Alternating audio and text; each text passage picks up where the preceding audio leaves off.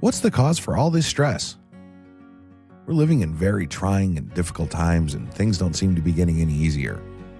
Sometimes life can seem terribly painful and unfair, yet somehow we manage to struggle on, day after day, hoping and praying that things will soon get better.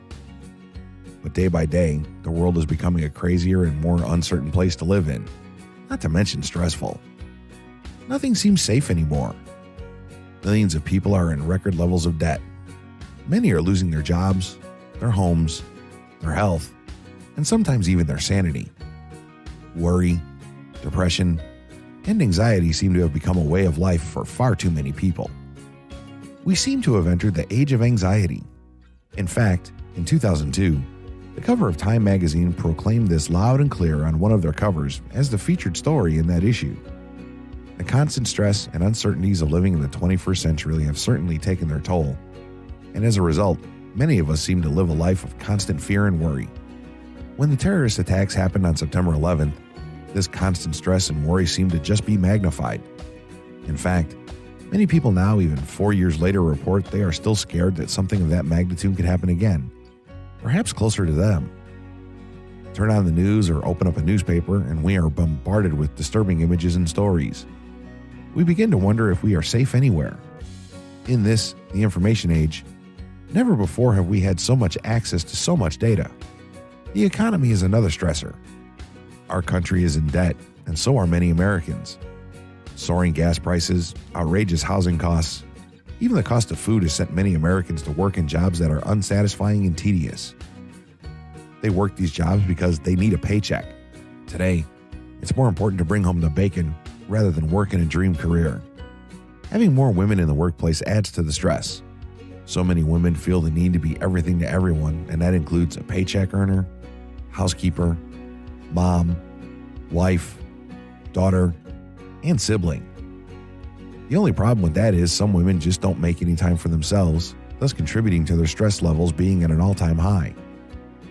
Even children can feel the pressure of stress and anxiety. Teenagers who want to go to college find themselves pushing themselves during their studies to try and obtain scholarships so they can attend schools that have ever-increasing tuition costs.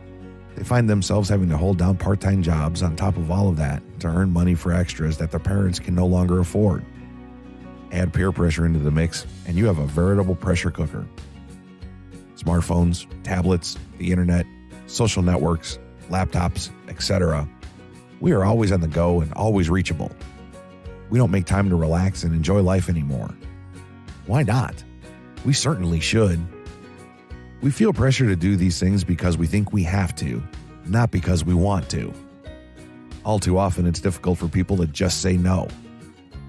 Not saying that one little world piles up unneeded expectations and obligations that make us feel anxious. All of us will experience situations that may cause us to become stressed or feel anxious. The reasons are too many to note, but can include buying a property, having guests stay over, in-laws, being bullied, exams, looking after children, managing finances, relationship issues, traveling, etc. Stress is a normal function of everyday life. Only when it appears to take over our lives does it then become a problem. Everyone will have different reasons why a situation causes them pressure.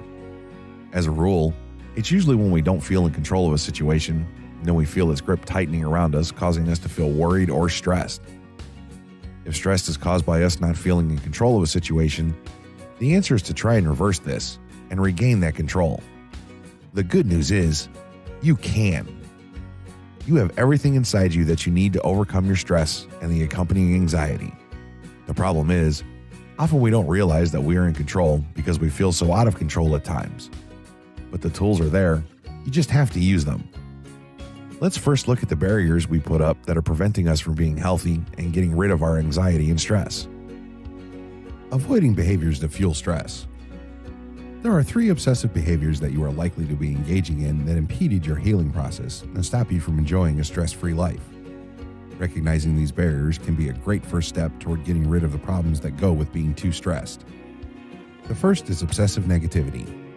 When you are obsessively negative, it means that you have a tendency toward being negative about people, places, situations, and things in your life.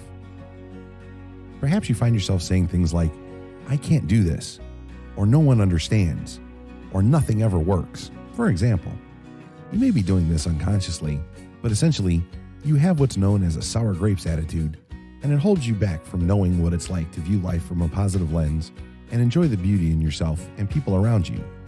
There's a whole world out there for you with happiness and positive thinking. Then you have obsessive perfectionism. When you engage in obsessive perfectionism, you are centered on trying to do everything just so, to the point of driving yourself into an anxious state of being. You may find yourself making statements such as, "I have to do this right, or I'll be a failure." Or, "If I am not precise, people will be mad at me." Again, this behavior may be totally under the threshold of your awareness, but it interferes greatly with your ability to enjoy things without feeling uptight and stressed. Finally, there is obsessive analysis. When you are obsessed about analyzing things, you find yourself wanting to rehash or task over an issue over and over again. For instance, you might find yourself making statements such as, "I need to look this over, study it, and know it inside and out, or else I can't relax." Or, "If I relax and let things go without looking them over repeatedly, things go wrong." While analytical thinking is an excellent trait, if it's done in excess, you never get to stop and smell the roses because you're too busy trying to analyze everything and everyone around you. Gaining insight into this type of behavior is one of the most important keys to letting go of stress and getting complete power over your anxiety. What can you do to counteract these? If you find yourself engaging in any of the above blocking behaviors, there are two things you can do to help yourself. First, ask the people you know, love, and trust, "Am I negative about things? Do I complain a lot? Am I difficult to be around?" This may be hard for you to listen to, as the truth sometimes hurts a great deal. But the insight you will get from others' assessments of you is invaluable, and you'll know precisely how others see you. Accept their comments as helpful info, and know that you will gain amazing insights from what you hear. Second, keep a journal to write down and establish patterns of when you are using blocking behaviors. Even if you are not thrilled with the idea of writing, you can make little entries into a notebook or journal each day. The great part is that you'll begin to see patterns in your behavior that reveal exactly what you're doing to prevent yourself from curing your anxiety. We'll give you some great stress-busting techniques later in this book, but you need to recognize these blockages first so you can move into the healing stage and conquer your stress and anxiety. Many people think that stress and anxiety are the same thing.